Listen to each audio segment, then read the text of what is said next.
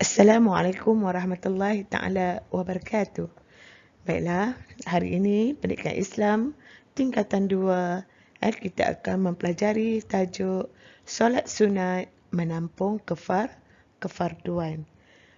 Baiklah anak-anak, boleh rujuk buku teks muka surat 141.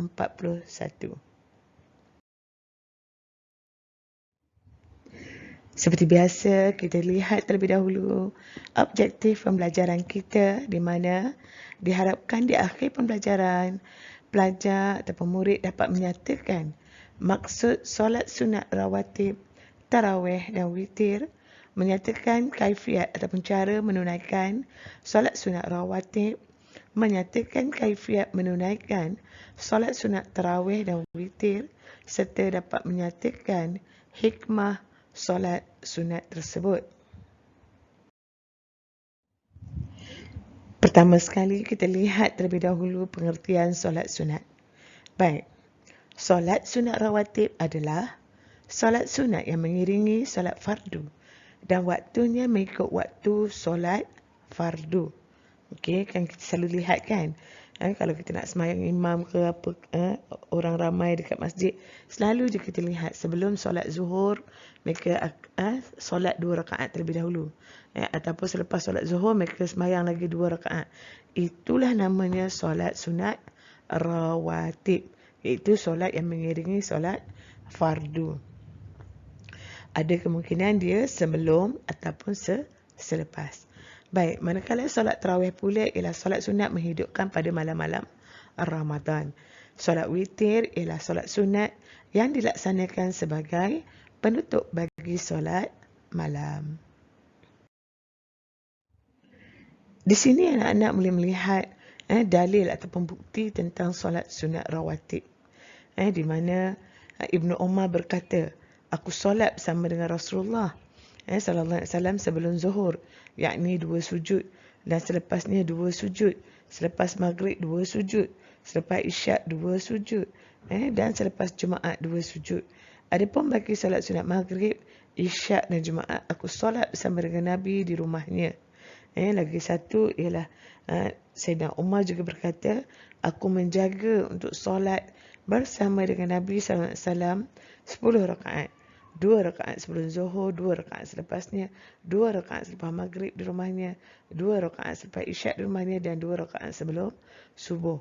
Dia benda yang sama, cuma kalau kamu tengok sini adalah daripada Muslim ataupun daripada Bukhari. Dua-dua adalah muttafiqun alaih.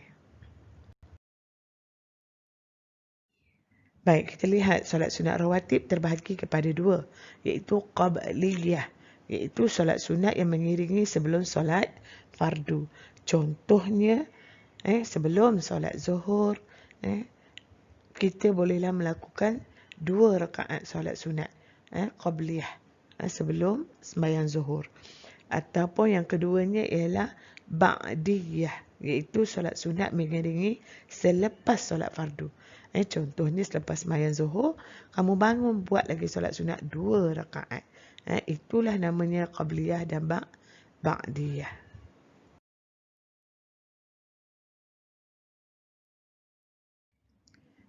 Baik, di sini ialah turutan pelaksanaan solat sunat rawatib. Cuba nak perhatikan. Yang berwarna kuning itu ialah solat rawatib muakkad yang sangat dituntut. Manakala yang warna biru tu ialah solat fardu lah. Warna merah adalah yang tiada, maksudnya diharamkan buat lah. Warna putih tu ialah ghairu muakkad. Dia tidak dituntut yang amat sangat lah. Sunat tetap sunat, tetapi dia tidak sangat dituntut. Seperti rawatib muakkad ni. Rawatib muakkad ni ialah ada 5, iaitu sebelum subuh, sebelum zuhur dan selepas zuhur, selepas maghrib dan selepas isyak.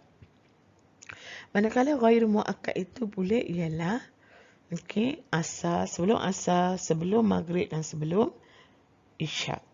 Yang diharamkan ialah selepas subuh dan juga selepas asar.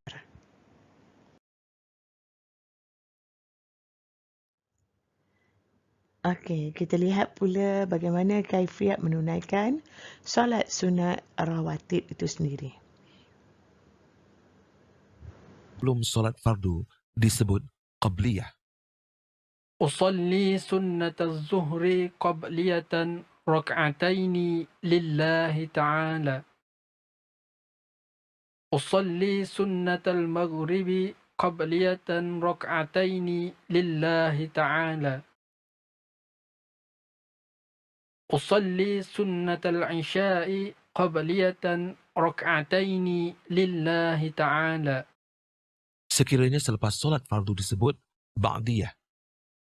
أصلي سنة الظهر بعدية ركعتين لله تعالى. أصلي سنة المغرب بعدية ركعتين لله تعالى. أصلي سنة العشاء بعدية ركعتين لله تعالى. Bagi solat sunat rawatib subuh dan asar, lafaz niatnya tidak dilafazkan qabliyah ataupun ba'diyah. Sebentar tadi anak-anak telah pun mendengar bacaan niat qabliyah dan juga ba'diyah. Jadi diharapkan anak-anak dapat menghafalnya lah. Bilangan rakaat untuk inilah cara menunaikan solat sunat rawatib. Kalau di soal, anak-anak mestilah menceritakan tentang bilangan rakaatnya 2 rakaat dengan 1 salam atau 4 rakaat dengan 2 salam. Waktunya ialah sebelum solat fardu qabliyah atau selepas solat fardu ba'diyah. Boleh dilakukan secara bersendirian. Bacaan selepas Al-Fatihah ialah Rasulullah SAW membaca Al-Kafirun dan Al-Ikhlas untuk rakaat kedua. Dalam solat rawatib subuh dan isyak. Dalam solat yang lain tidak ditentukan surahnya.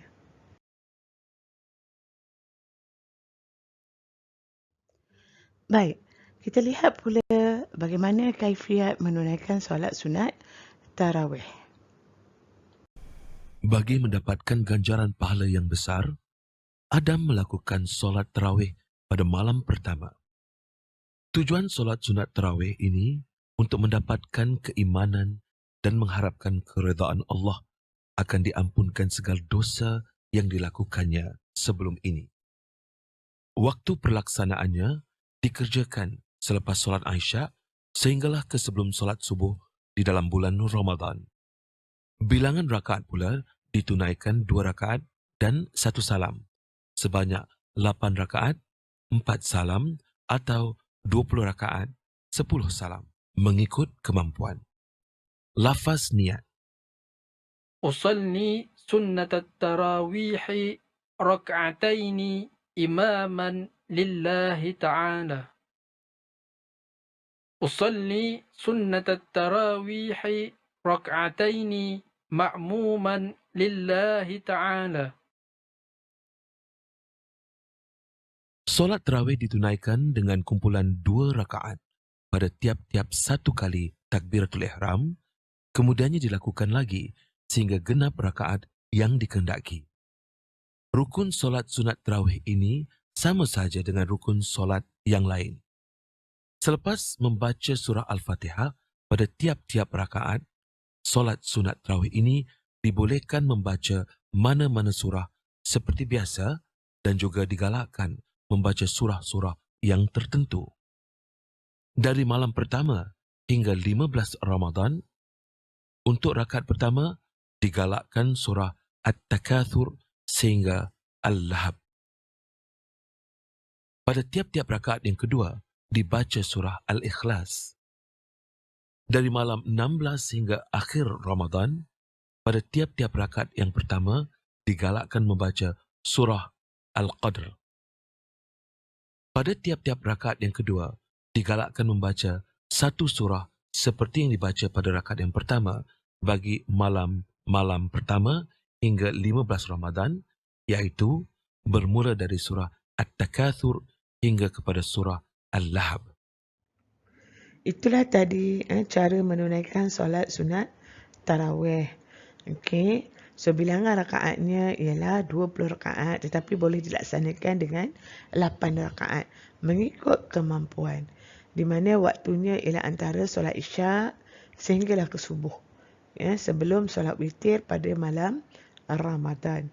Boleh dilakukan secara bersendirian, tetapi berjemaah lebih afdal. Bacaan selepas Fatihah tidak ditentukan bacaan surah. Sebaik-baiknya imam cuba mengkhatamkan bacaan Al-Quran dalam masa sebulan. Baik, kita lihat pula kaifiat ataupun cara menunaikan solat sunat witir.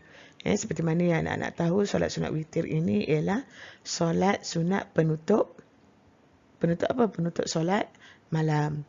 Okey, ianya dilakukan dalam bilangan kecil iaitu 3 rakaat 2 salam, iaitu bila sembahyang 2 rakaat dulu kemudian 1 rakaat hinggalah 11 rakaat. Boleh dibuat sebanyak 6 salam. Makruh. Hukumnya kalau kita lakukan secara 1 rakaat saja, makruh. So seelok-eloknya ialah sembahyang 3 rakaat. Baik. 2 salam. Waktu. Setiap malam. Selepas solat isyak dan solat-solat sunat yang lain, sebelum terbit fajar subuh. Sunat dilakukan pada akhir malam. Okey, boleh dilakukan bersendirian jika ingin bangun malam atau berjemaah. Contohnya solat tarawih dengan imam. Bacaannya selepas Al-Fatihah pada rakaat pertama ialah surah Al-A'la. Rakaat kedua surah Al-Kafirun. Rakaat ketiga bolehlah baca 3 qul iaitu Al-Ikhlas, Al-Falaq dan An-Nas. Jika solat lebih daripada 3 rakaat, tadi kita dah cakap kan, dia boleh solat sehinggalah 11 rakaat. Maka dia ulang-ulanglah bacaan surah tersebut. Baik, kita dah pun sampai pada kelebihan. Kalau tadi kita dah belajar bagaimana cara nak buat solat rawatib, ba'diyah, qabliyah. Kita dah belajar cara solat sunat tarawih. Kita dah belajar juga solat sunat witir. So kita tengok pula, apakah kelebihan ataupun hikmah solat sunat ini. Yang pertama, antaranya ialah menyempurnakan ibadat kepada Allah. Kerana solat rawatib menampung kekurangan yang ada ketika melaksanakan solat fardu. Yang kedua ialah menambah khusyuk ketika solat fardu. Kerana solat rawatib mempersiapkan hati untuk melaksanakan solat fardu.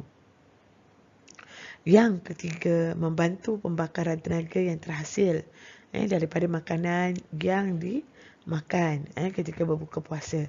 Kerana solat tarawih menyamai aktiviti sedaman sederhana. Kalau kita sembahyang tarawih, kalau kita buka puasa makan banyak, kemudian sembahyang tarawih, kita bangun duduk, maka dia akan membantu pembakaran tenaga.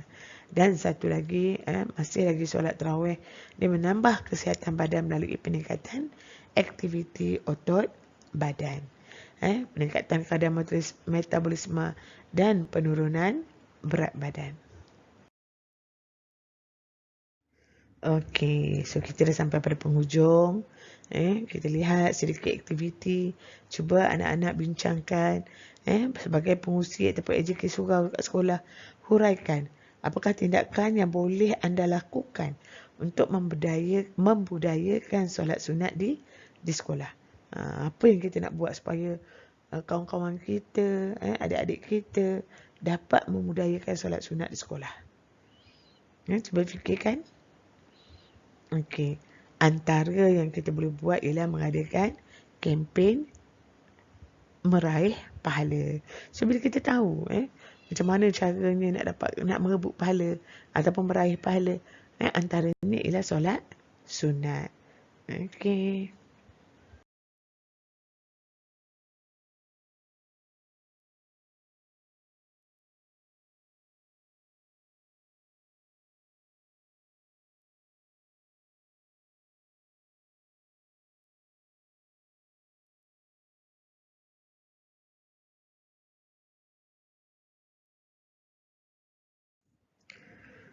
Baik, itu saja daripada Ustazah. Diharapkan anak-anak dapat memahami. Kalau tak, ulang-ulanglah lagi lihat YouTube ini. Sehinggalah anak-anak boleh faham. Okay? Sekian saja daripada Ustazah. Terima kasih.